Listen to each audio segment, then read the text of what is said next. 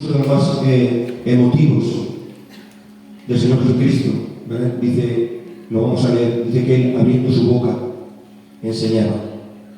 Entonces, lógicamente no podemos traer todas las bienaventuranzas ahora, lo vamos a hacer en dos partes.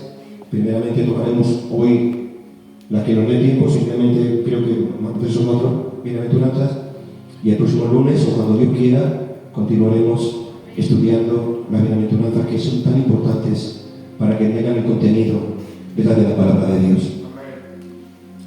Vamos pues a leer en Mateo capítulo 5, leemos en el nombre del Padre, y del Hijo, y con la dulzura del Espíritu Santo.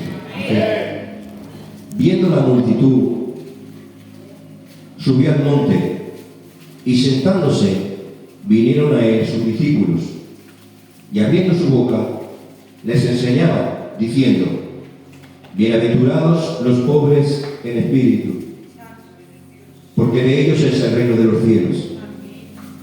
Bienaventurados los que lloran, porque ellos recibirán consolación.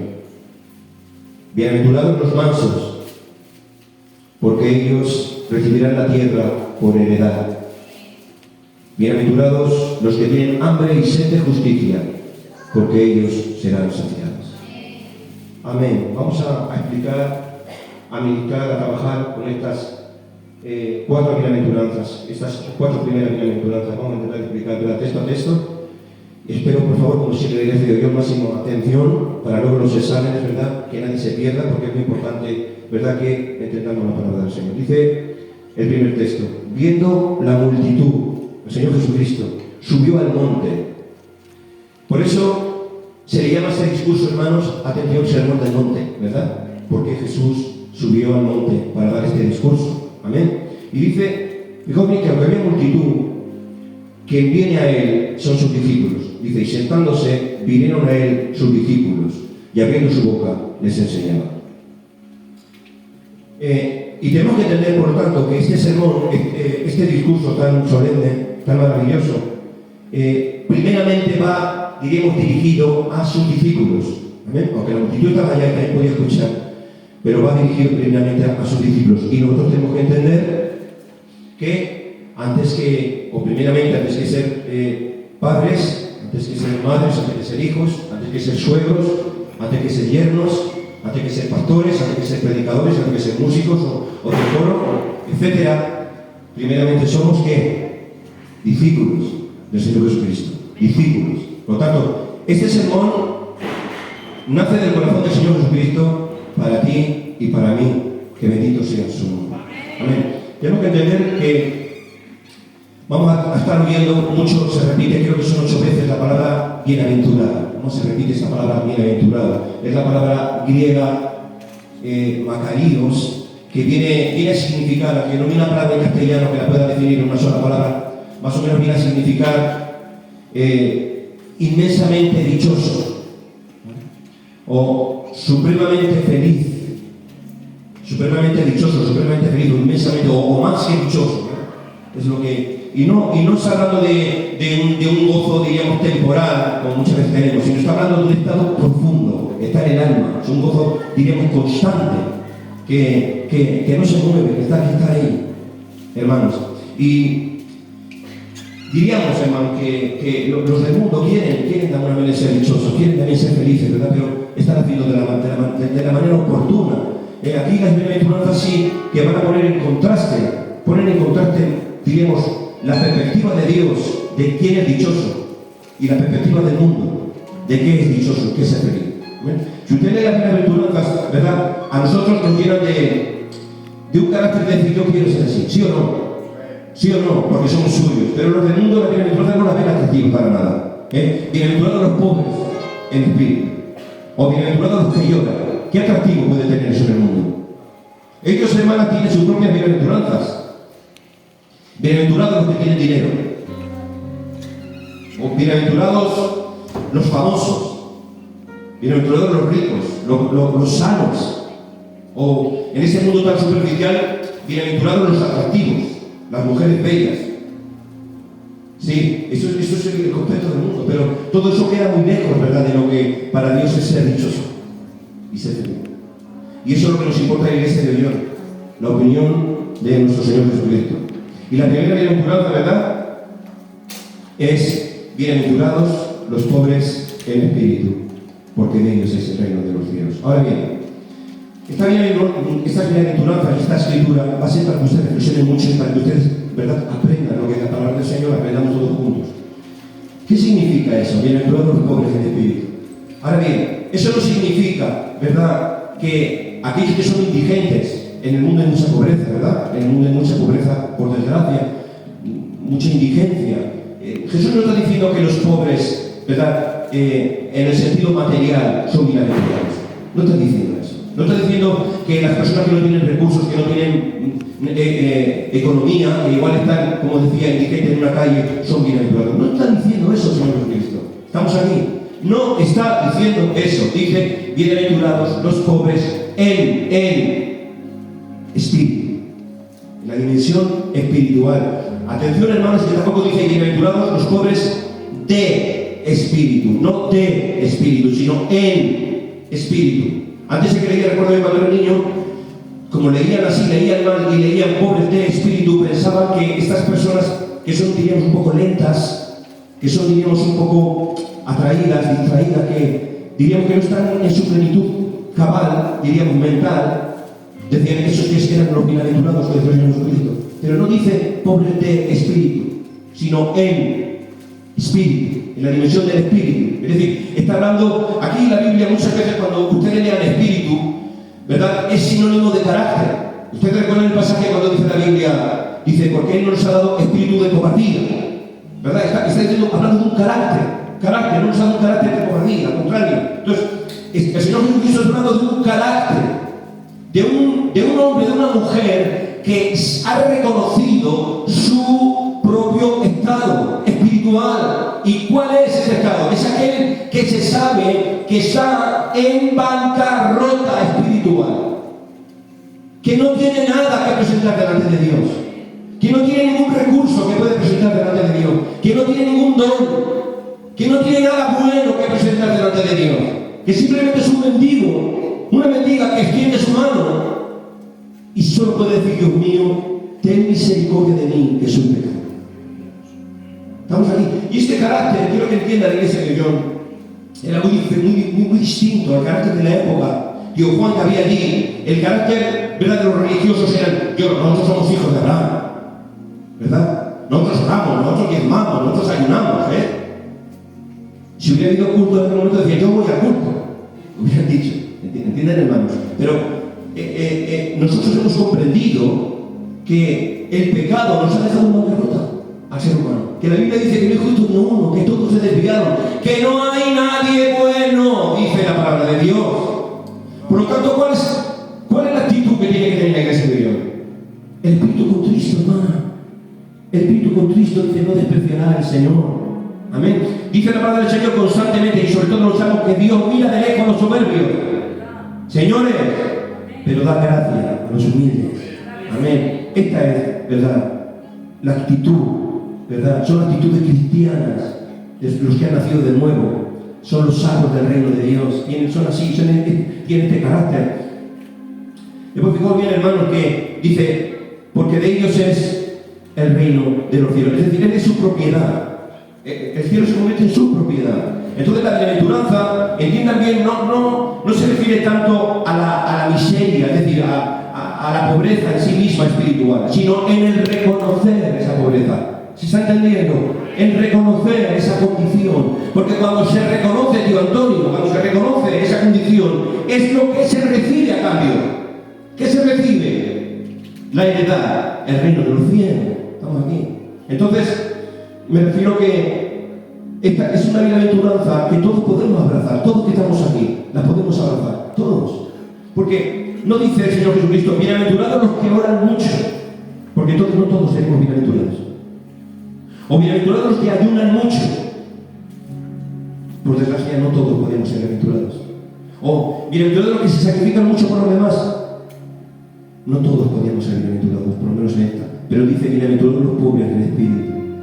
Ahora aquí, es decir, simplemente con reconocer nuestro estado, reconocer lo que eres, hermana, reconocer lo que somos, con eso es suficiente para recibir la bienaventuranza de el reino de los cielos es tu propiedad. Yo digo, maravilloso Señor Jesucristo, es maravilloso Señor Jesús. Amén.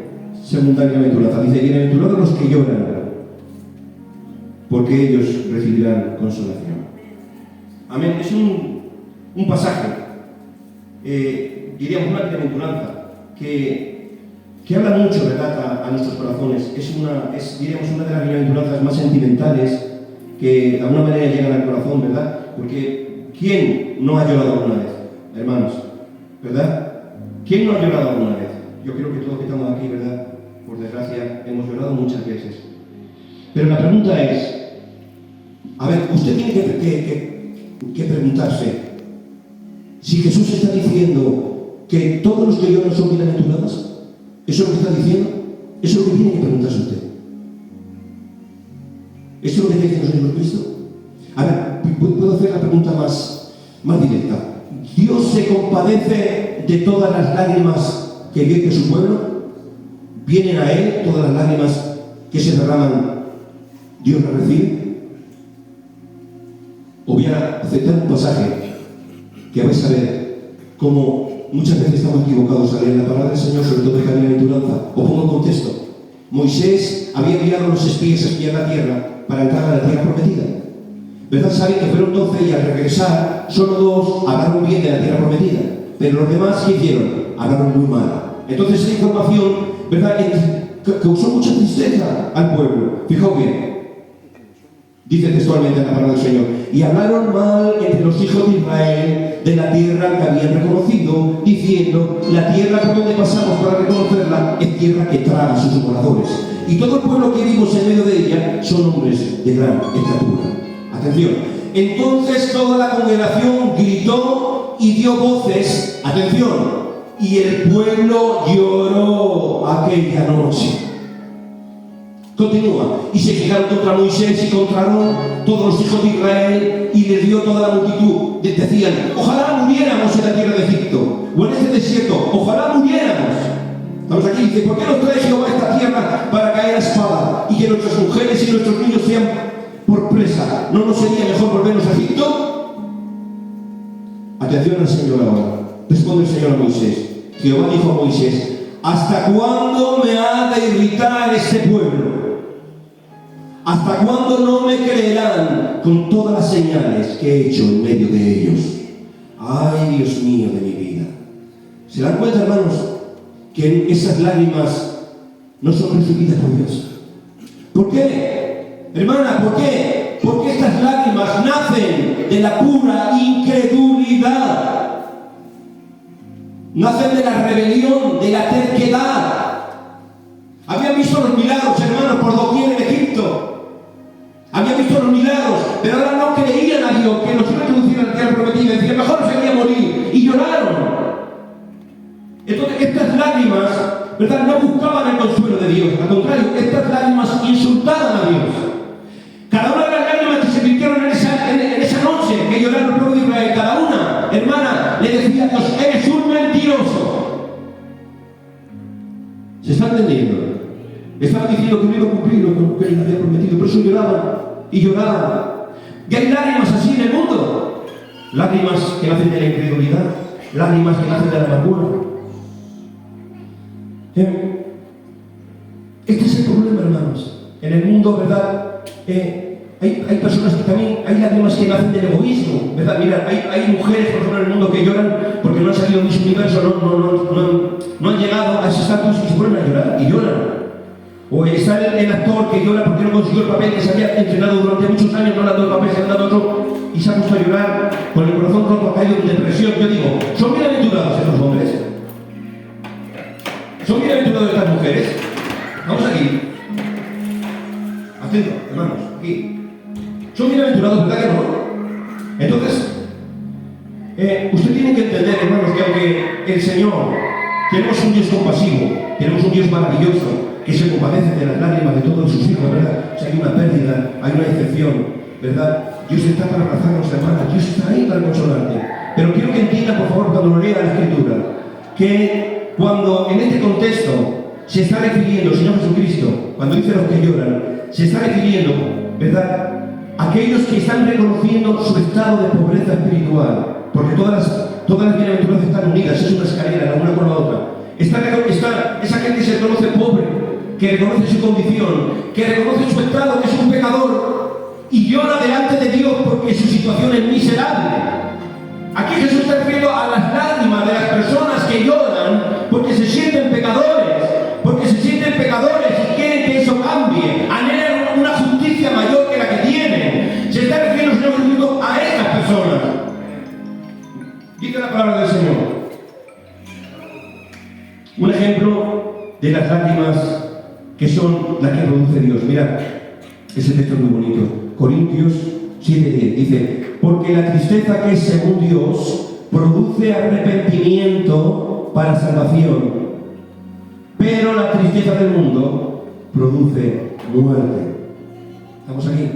La tristeza según el mundo, hermanos, es una tristeza, es superficial, que no provoca ningún cambio en el corazón, sino que está fundamentada, ¿verdad?, en la decepción, en la pérdida, en la frustración, y puede llevar a la destrucción, puede llevar a la autodestrucción, a la amargura, al destierro, a la soledad. Entonces, por ejemplo, lo tenemos en Judas, hermanos. ¿A qué llevó Judas la tristeza? ¿Al arrepentimiento? No, se quitó la vida. Estamos aquí. Si en cambio la tristeza que es según Dios, y esta es la buena, es la que es provocada por medio del Espíritu tierno de Dios. Es un trabajo que el Espíritu Santo en nuestros corazones, Iglesia de Dios. ¿Para qué? Para que nos arrepintamos, ¿verdad? Y buscamos clemencia delante del Señor. Por eso, gloria a Dios, aunque son muchos los que lloran por necedades en el mundo, hay unos pocos que lloran porque sabemos nuestra condición. Lloramos, aleluya, porque sabemos que somos pecadores. Gloria a Dios, que también hay unos pocos que lloran porque el nombre de Cristo no es glorificado. Hay también algunos que lloran porque el nombre de Cristo no es predicado. Hay algunos que lloran también porque no es la palabra bendita, maravillosa, majestuosa de Dios la que se expuesta en los púlpitos, sino una serie de extrañas circunstancias, una serie de fantasías que no tienen nada que ver con el texto bíblico. Aleluya, por el cual fue derramada la sangre de muchos mártires y la misma sangre del Hijo de Dios. Hay hombres que lloran y mujeres que lloran porque ven auditorios que solo buscan show, espectáculos, entretenimientos, sensacionalismos, y lloran porque ven que lo desean como niños recién nacidos de leche no adulterada de la palabra de Dios. Hay quien llora al ver su iglesia que no entra en pasión de Dios. Hay quien llora porque ve frialdad en la iglesia. Hay quien llora porque ve distancia, porque no ve pasión en sus hermanos. Se encierra en la habitación y llora: Señor, tienes que hacer algo con mi iglesia. Señor, tienes que hacer algo con mis hermanos que me rodean. Señor, no hay pasión, no hay hambre de ti, tienes que hacer algo. Yo digo, estos son bienaventurados. ¿Habrá alguien que lo crea? Dice, porque ellos serán consolados. Esta es la bienaventuranza, hermana. El consuelo de Dios que acalla totalmente el alma. Yo digo, ¿quieres sentir en lo más profundo de tu alma, en lo más profundo de tu corazón? ¿Quieres sentir el consuelo de Dios que trae paz a tu alma? Entonces te tengo que preguntar, ¿por qué te entristeces tú? ¿Por qué lloras?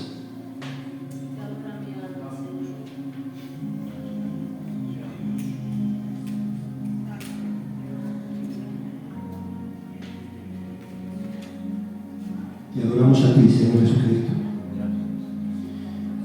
Siguiente, 5. Bienaventurados los mansos. Bienaventurados los mansos. Bueno, en esta bienaventuranza tenemos que entender que el ser manso, el ser mansa, no tiene que ver nada con la debilidad, hermanos amados. Porque muchas veces se confunden los términos.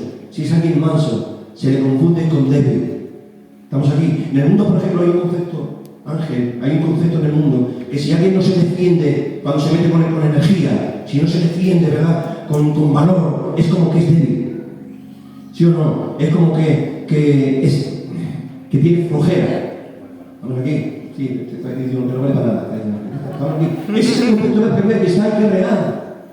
Pero en los cristianos, aquel que no se defiende, aquel que es manso, no es una debilidad, es una fortaleza.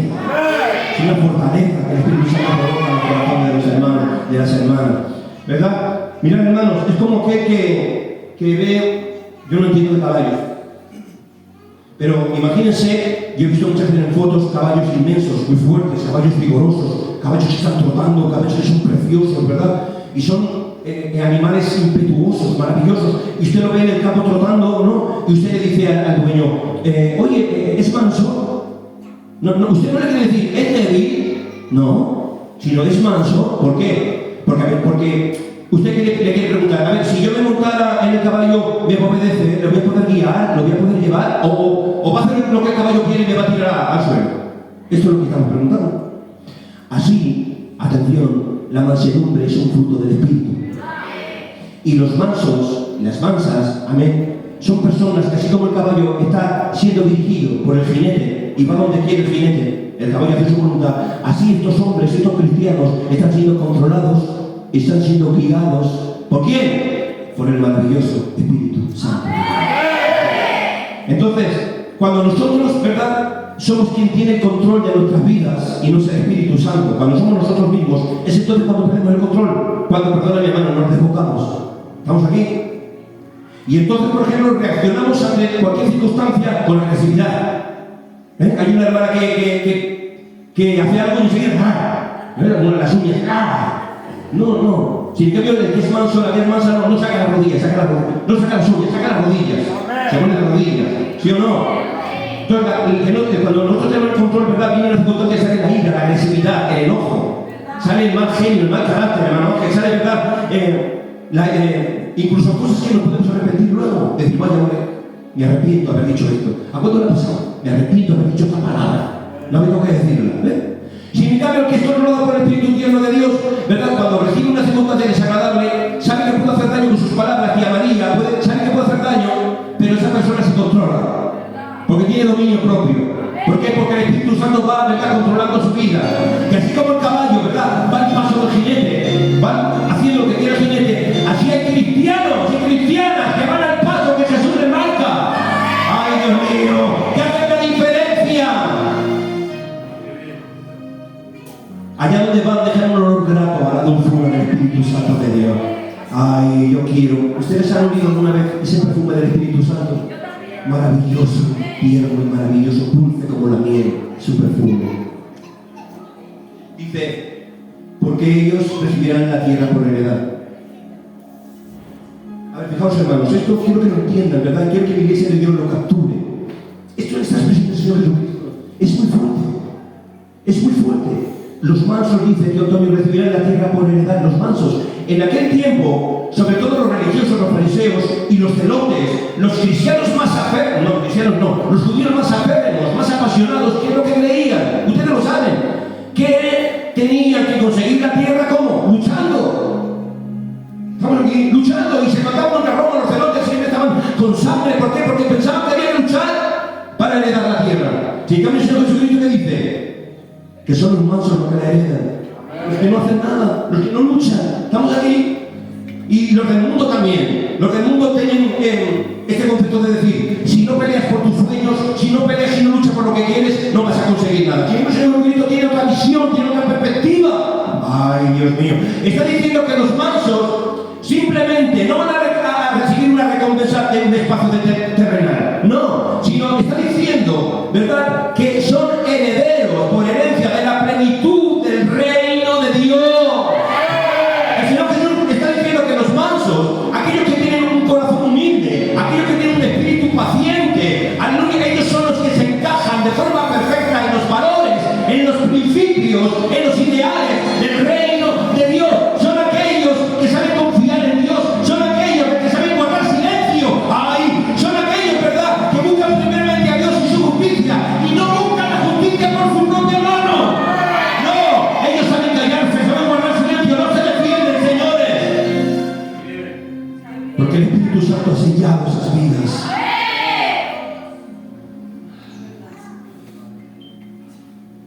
Última bienaventuranza de esta tarde. Bienaventurados los que tienen hambre y sed de justicia, porque ellos serán saciados. Ahora bien, ¿qué significa eso? Señor Jesucristo dice hambre y sed de justicia. Son las necesidades más profundas, más básicas del ser humano. Pero está diciendo hambre, no antojo. Porque, perdóname, nuestra generación, tío Juan, igual nuestra generación no sabe lo que es tener hambre. Igual no sabe lo que es tener hambre. Igual nosotros no sabemos lo que es tener hambre. Pero Jesús sí sabía lo que era tener hambre. Tuvo 40 días en ayuno. Pero nosotros muchas veces no sabemos lo que es hambre. Hambre es real. Personas que han hecho escándalos en hambrunas, comer lo que tú no te puedes imaginar que es comestible, se han comido por el hambre.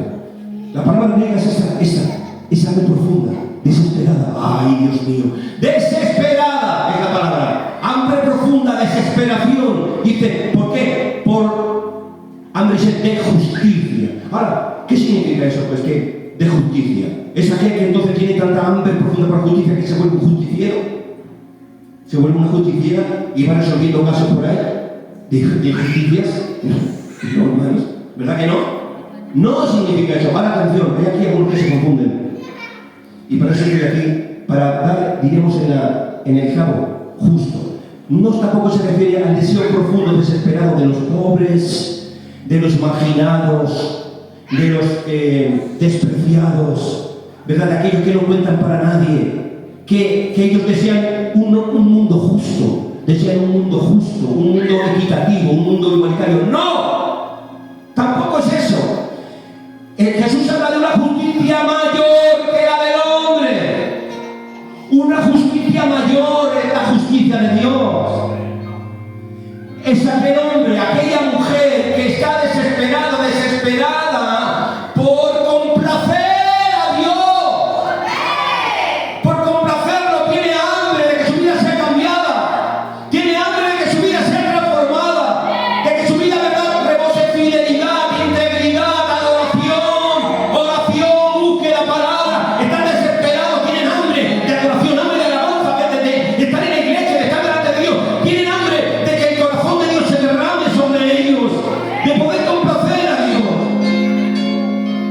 Están cansados de vivir como antes.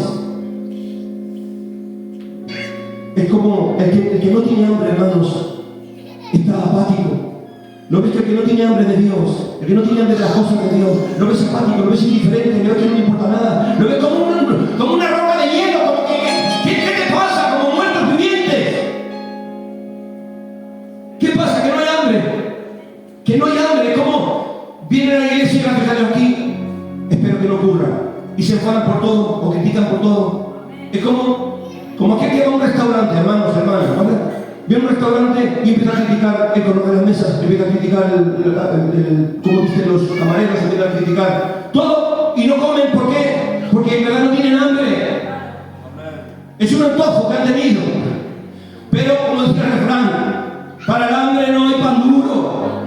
Aquel que tiene hambre de Dios se nota. La hermana que tiene hambre de Dios se nota. El hermano que tiene hambre de Dios se nota. ¿Verdad? Quiere adorar, quiere cantar, quiere explayarse, quiere aprender su palabra, quiere progresar, quiere madurar, quiere conocer a Dios. Yo no sé si habrá alguien aquí que tenga hambre de Dios, que tenga hambre de cambio, que está cansado de defraudar a los demás, que quiere algo. Mira, yo quiero, aleluya, ser transformado. Yo estoy cansado de ser, como le he dicho muchas veces, quiero complacer a Dios, quiero ir rumbo en mi vida.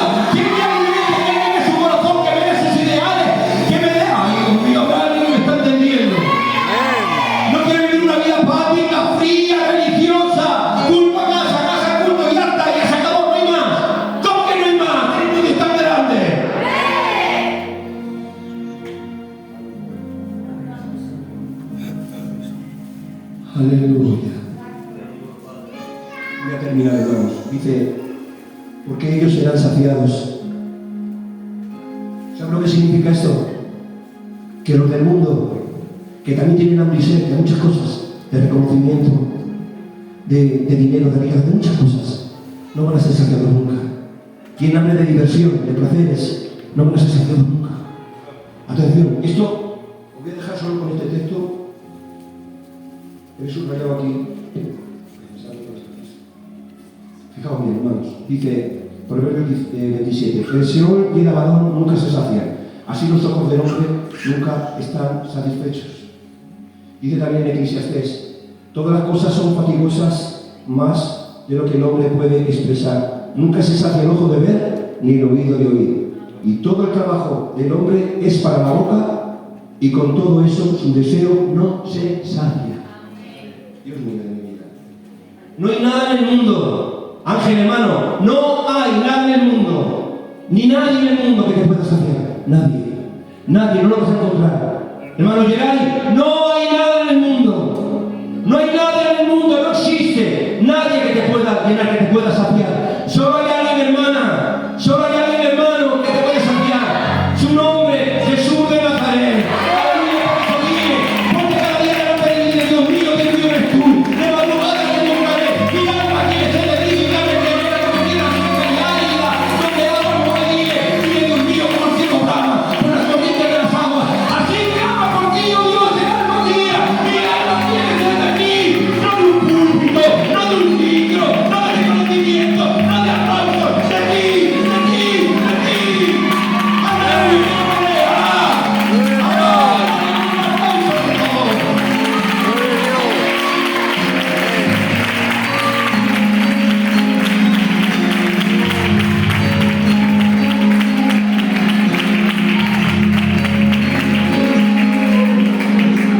aleluya, somos un grupo, hermano, inclina tu cabeza, no se lo digo más allá, no se lo digo.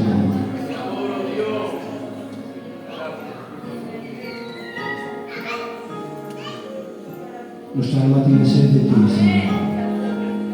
Provoca esa sed, esa hambre en nosotros. Por favor, Padre, sácame de mi cajón, Señor, por favor. Yo confieso públicamente que necesito más, Señor. Lleva, Señor, mi persona, mi iglesia, mi luna a un nivel más profundo, Señor, por favor. Llévanos a lugares, Señor, más profundos, de búsqueda, de adoración, de ayuno. Llévanos, Señor, a un estudio más profundo de tu palabra, llénanos a tener hambre de ti. Y sácianos tú, Señor. Sácianos tú, Señor. Y luego permite que volvamos a tener hambre. Permite que volvamos a tener hambre constante para que nos vuelvas a saciar tú, Señor.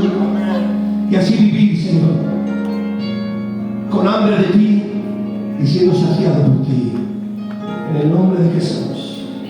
Amén. Le damos ese aplauso al Señor para su palabra, para ti, Señor.